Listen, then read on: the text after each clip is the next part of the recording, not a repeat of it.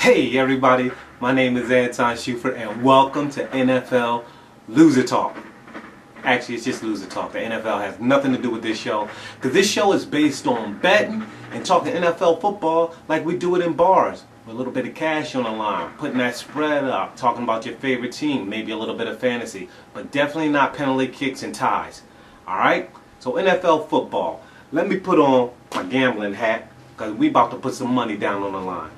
Alright? And let me put on my research glasses to let you know I'm being serious. I mean business with these picks. Alright? So, let's start it off. We're going to start the season with the Seahawks playing the Packers. Now, the Packers are 5.5 point underdogs on the road going to Seattle. That's a decent line. I wouldn't bet this game because I really like the Packers as a team with the improved defense that they have.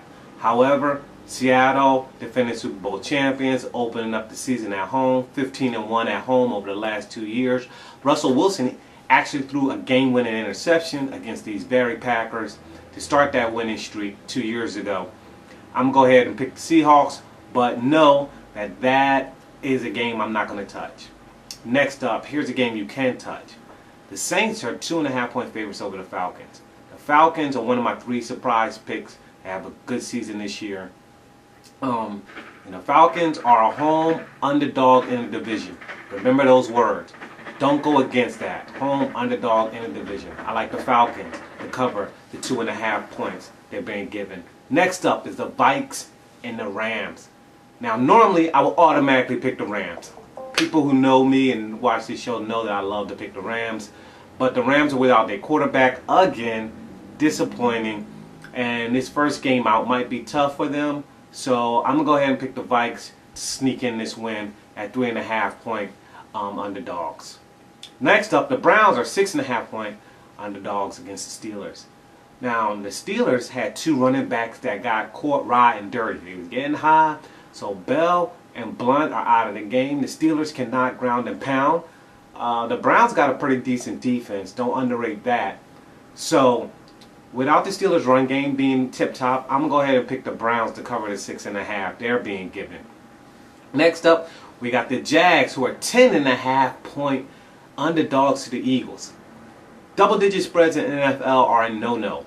Do not pick the Eagles in this game. Even though the Eagles are a good team, and they are at home, they are not as complete a team where they can just blow a team out if they don't just get on the roll. Now, the Jags, 10.5 points, I'm just going with the Jags. I'm going to leave it at that.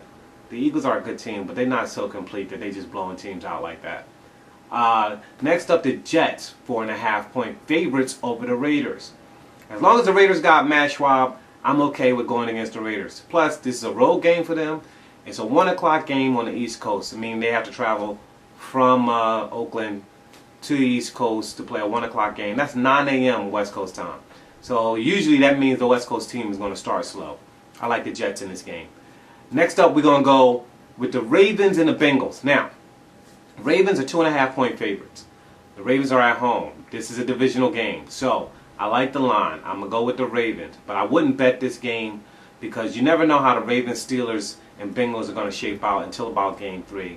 And I would hold off on betting the AFC North until then. Next up, we got the Bears and the Bills.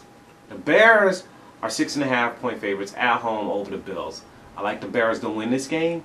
The Bills are going to struggle early defensively because their middle linebacker, their inside linebacker, Kiki Alonso, is out for the season and they lost their safety. So they're going to have a little trouble in the secondary. And the Bears come in with those wide receivers, Alshon Jeffrey, Martellus Bennett, and the big boy Cutler to the main man, I forget his name right now, but you know what I'm talking about, number 15. Plus they got Forte. I like the Bears in this game. Next up, we got the Redskins, are 2.5 point underdogs to the Texans. The Texans have a good front seven. The Texans are a little shaky at quarterback, so we still don't know what they're going to be at that position. The Redskins are my second surprise team to have a good season. I actually like the Redskins to challenge the Eagles for the NFC East. Now, the only thing not to like about the Redskins is that they changed from a zone blocking scheme to a man blocking scheme. So you don't know how Alfred Morris is going to run behind that. Otherwise, the Redskins have all the pieces to win that division. So, I'm going to pick the Redskins in this game. I like what they're doing so far, and we're going to see what Jay Gruden is about. The Chiefs. Chiefs are fool's gold this year. And I was high on them last year, and I'm low on them this year. Last year, they had the easiest schedule. This year, their schedule's a lot tougher, number one. They're not going to surprise anybody, number two. Number three, they lost some pieces on offense. Dwayne Bowe is never going to be what you think he's going to be. Stop drafting him so high in your fantasy leagues. Here's the thing. The Chiefs got a good defense. It created a lot of turnovers last year because they got a lot of sacks. They rushed the passer, and if their defense can come back healthy, they can have that going. But you can't depend on turnovers like that. Their defense itself finishes in the back half of the NFL. It's not a top defense. They're not stopping people outright. So you can move the ball on the Chiefs. And although I like the Chiefs to win this game at 4.5, be careful with betting the Chiefs going forward. Next up, we have the Patriots and the Dolphins. I already told you I'm not going to go against a home underdog playing a divisional game. That's what the Dolphins have with the Patriots. Okay, the Patriots, they move the ball and they should be able to score and cover the spread on this one. But you know, I just don't go against home underdogs in the division.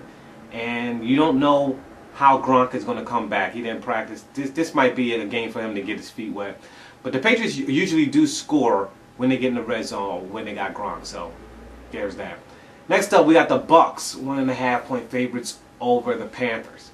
The Panthers, they lost too much wide receiver wise, and they're going to be too one-dimensional, I think, to be as good as they were last year. And the Bucks are my other surprise team. That's the third one. The Bucks are 66-1 to win the Super Bowl right now. And that's my futures bet, because I think if they get to the playoffs, I can hedge that bet and make a lot of money. Now, the Bucks are like the Bears, but in the South and with a better defense. So I like the Bucks, and I'm going to be putting some money on them this year. Next up, we have the 49ers and the Cowboys. 49ers are 5.5-point favorites over the Cowboys. That's a good line. The Cowboys didn't do enough on their defensive side of the ball to get better because they have a bad GM. Offensively, they have a bad offensive coordinator and head coach in Jason Garrett. I mean, that alone, that offense can't carry that entire team. So I don't like the Cowboys this year at all. And I look for the 49ers to get on the business. Next up, we're going to go with the ridiculous line of the week. The Colts are 7.5-point underdogs to the Broncos. Are you kidding me? They sleeping on Andrew Luck in his third year right now. I mean, do I think the Broncos win this because it's at Mile High or Invesco or whatever they call that stadium up there?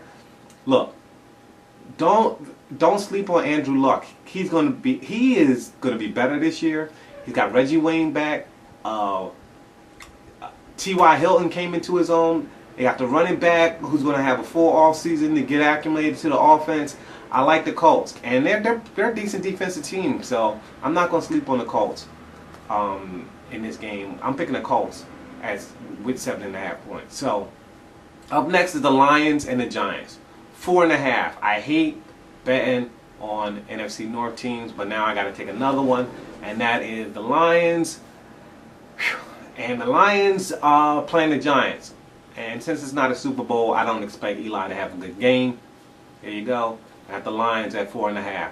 The Lions actually have a complete team, and I'm expecting their new coach to help them out. Last but not least, we have the Cardinals and the Chargers. I wouldn't bet this game.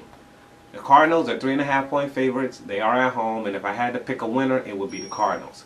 Other than that, stay away from the Chargers and Cardinals are good teams, and they can play anybody well. So look for us to bet on the Cardinals and Chargers as the year goes on. But stay away from this game betting-wise. But if you have to pick a winner, take the Cardinals. All right, I hope you enjoyed it. I hope you stick with us. This show is going to air 2 times a week. On Wednesdays, we're going to talk about that one Thursday night game and the week that just passed. And then on Fridays, we'll talk about the upcoming week. Thanks a lot. My name is Anton Schufert. Tune in on YouTube. Check me out on Facebook. Whatever is at Comic Anton. Twitter, Facebook. Hit me up. If you got any fantasy questions, do that too. My name is Anton Schufert. Thanks a lot for watching Loser Talk.